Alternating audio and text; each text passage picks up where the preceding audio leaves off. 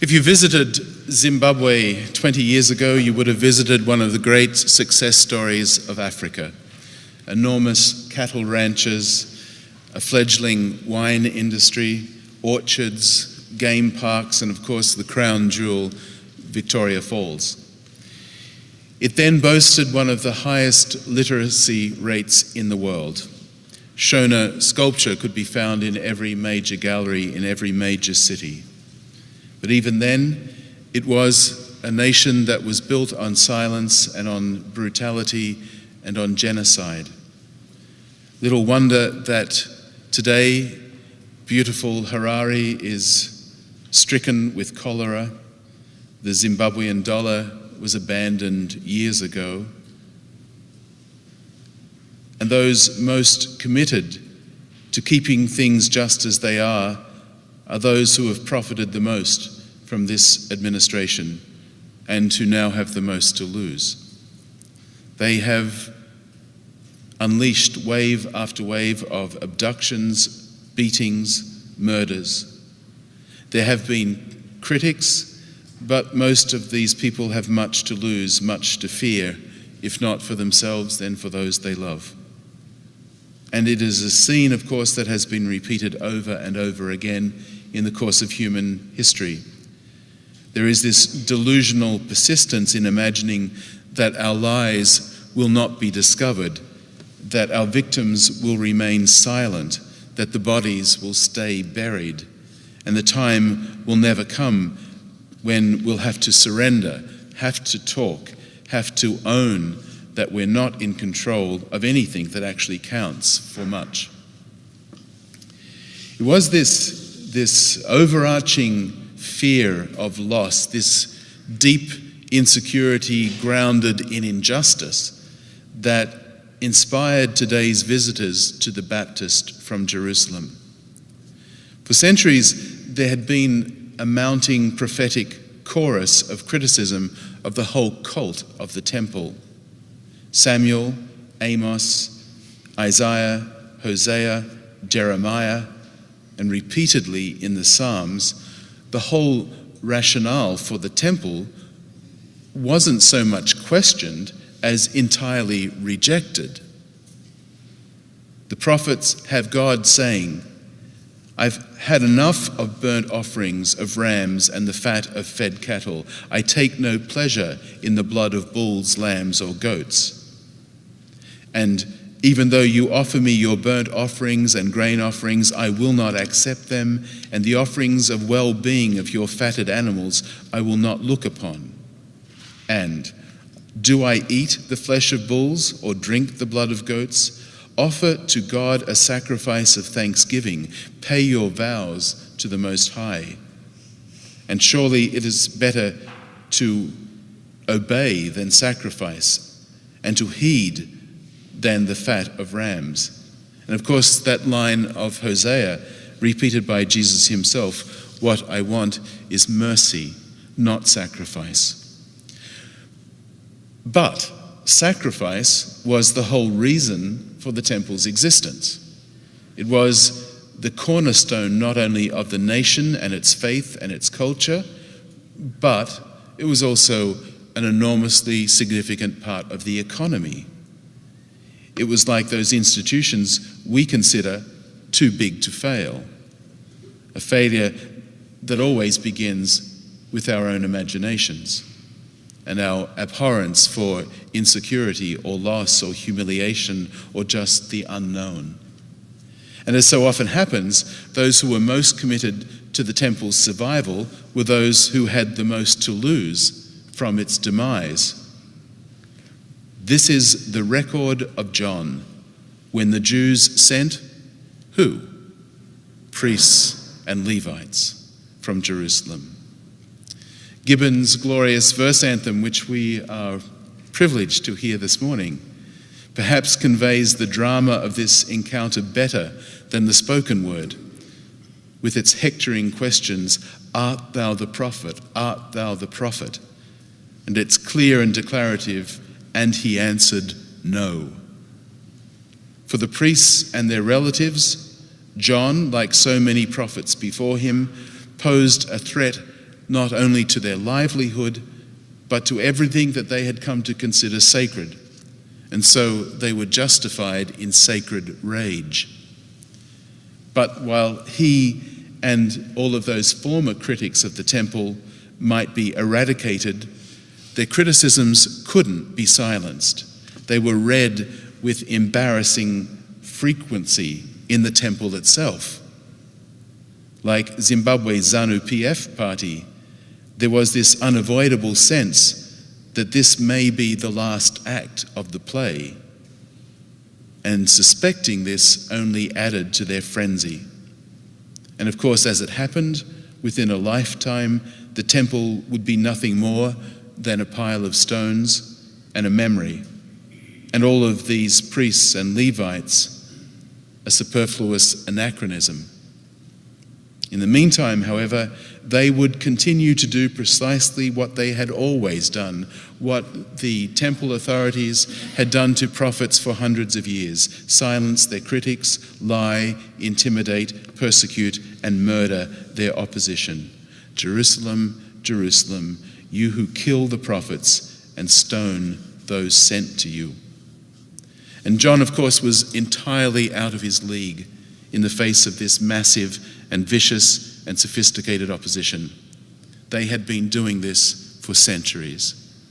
All he could offer was the truth of his own life, of who he was. It is all any of us can offer. He had no desire to be anyone other than himself, no desire for fame or for recognition, no desire even for the things that seem so fundamental to us: food, clothing, shelter. There was no great significance in his choice of wardrobe or diet other than it was all picked up. It was scavenged, thrown together, and always provisional. He discounts his significance even to insisting it's only water. We heard the same last week. We hear it again this week. It was only water, and only locusts and wild honey, only camel hair and a leather belt, and he was only a crazy man in the desert. His power didn't reside in any magic formula or a power wardrobe, but simply that he spoke the truth and lived the truth fearlessly and passionately, that he came to wield a power that was irresistible and eloquent even to our own day.